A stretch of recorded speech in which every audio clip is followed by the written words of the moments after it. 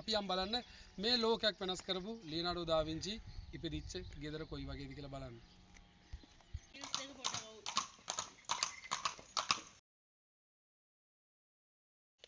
right ඒක.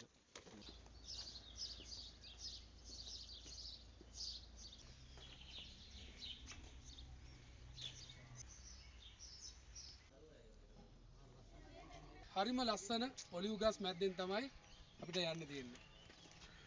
සුබ දවසක් කියනවා ඔයාලා හැමෝටම. ඉතින් මුළු ලෝකෙම වෙනස් කරපු අති දැවැන්ත චරිතයක් ඉපදිච්ච නිවසක් ඉදිරිපිට තමයි මම මේ ඉන්නේ. ඉතින් ඒ වෙන කොහෙවත් නෙමෙයි.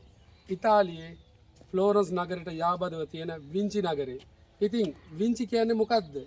වින්චි කියන්නේ නගරයක් වුණාට ඒ නගරේ නම කාටද ලැබුණේ? ලියනාර්ඩෝ දා වින්චිට. ඇයි දා වින්චි කියලා කියන්නේ? වින්චි නගරේ සිට පැමිණෙන ලියනාර්ඩෝ තමයි නම. ලියනාර්ඩෝ දා වින්චි. අපි දන්නවා අපේ කරුණාරත්න දිවුල්ගනේ මහත්මයාව සිහි වෙනවා. මොකද එතුමටත් නම පට බැඳුනේ දිවුල්ගනේ කියලා. ඉතින් ඒ වගේ අපේ රටේ ඉන්න දැවැන්ත චරිතයක් වගේම මුළු ලෝකෙටම දැවැන්ත චරිතයක් වෙන ලියනාර්ඩෝ දා වින්චිගේ නිවස ඉදිරිපිට තමයි මම මේ අද ඉන්නේ. ඉතින් මේ වැඩසටහන කරන්න ලැබීම ගැන ලොකු භාග්‍යයක්. මොකද පුංචි කාලේ ඉඳලා චිත්‍ර ඇඳපු මට හිතා ගන්නත් බෑ ලියනාර්ඩෝගේ නිවස බලන්න ලැබෙයිද කියන එක චිත්‍ර ශිල්පියෙක් හැටියට මා ලව්ව ලොකු භාග්‍යයක් හැටියට මට හිතෙනවා. මොකද අද නිකන් කතා කරගන්නත් බෑ මේ මම ඉන්නේ ලියනාර්ඩෝ දා වින්චිගේ ගේ ඉස්සරහද කියලා. 1445 තමයි ඉපදෙන්නේ ලියනාර්ඩෝ දා වින්චි අප්‍රේල් 15 වෙනිදා. ඒ ඉපදිච්ච ලියනාර්ඩෝ දා වින්චි තමයි අපි දන්නවා මොනාලිසා අති දැවැන්ත චිත්‍රය අඳිනවා 1503 ඉඳලා 1506 වෙනකම්. හැබැයි චිත්‍රය අයිති වෙන්නේ ප්‍රංශයට. මොකද ලියනාර්ඩෝ දා වින්චි අවසාන කාලයේ මිය යන්නේ ප්‍රංශේ ඉඳලා. ඒ ප්‍රංශ අධිරාජ්‍යවාදයාගේ ළඟ ඉඳලා තමයි ඒ චිත්‍ර උගේ නංගිට දීලා ඔහු මිය යනවා. මොකද නංගිට දීලා කියන්නේ නංගිට අවශ්‍ය වෙනවා ඒ චිත්‍රය එයාගේ කරගන්න. හැබැයි මැරෙන්න කලින් මුදලක් ඒ ලියනාර්ඩෝ දා වින්චිට මොනාලිසා වෙනුවෙන් ගෙවනවා.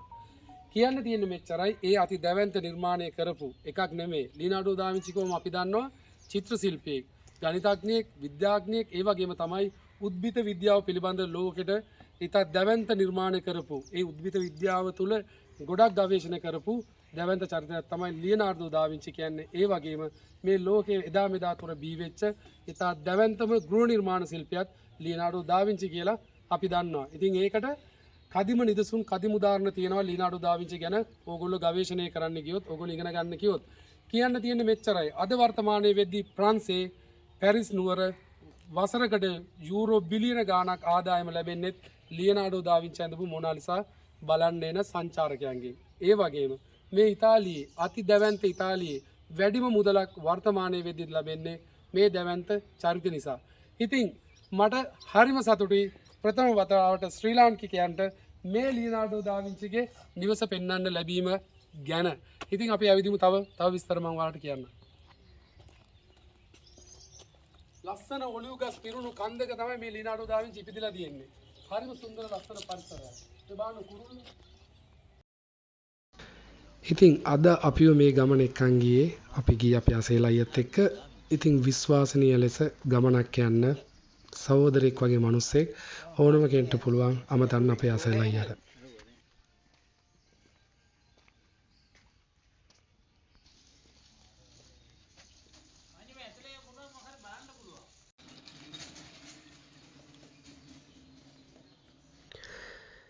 වසර 600කටත් වඩා ඉපරෙනි ලී කොටන් තමයි ඔයාලා මේ දකින්නේ. මේ නිවස ශක්තිමත් කරන්න මේගොල්ලෝ භාවිතා කරලා තියෙනවා මේ වගේ දැව, විශාල දැව.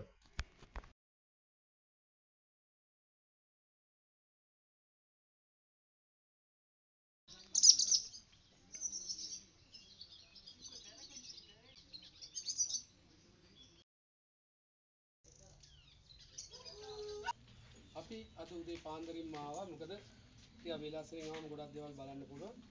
එන්න අපි දැන් දා වින්චිගේ ගෙදර දොර අරගෙන ඉස්සෙල්ලාම අද ඇතුල් වෙන්නේ අපි. යන් ගිහිල්ලා බලමු. අන්තර්ජාල පාසුකම් නැති යුගයක කාලයක ඉපදිච්ච මේ චරිතය ලෝකෙට දායාද කරපු දේවල් ගැන කියන්න ගියොත් පොත් 100ක් විතර ලියන්න පුළුවන්. චිත්‍ර කලාව ඉගෙන ගන්න කෙනෙක්ගෙන් ඈවුවොත් ලියනාර්ඩෝ දා වින්චි කියන්නේ කවුද කියලා ඔයාට ඉගෙන ගත්ත කෙනා එළි වෙනකන් හරි කියලා දෙයි දා වින්චිගේ විස්මිත දේවල් ගැන. ඉතින් ඔයාලට පුළුවන් Google එකට ගිහිල්ලා Wikipedia එකේ ලියනාර්ඩෝ දා වින්චි කියන්නේ කවුද කියලා දන්නේ නැත්නම් අයිත් පාරක් බලන්න. ලොව මවිතයට පත් කරපු විශිෂ්ටයාගේ නිවස ඇතුළේ තමයි දැන් මම මේ ඉන්නේ.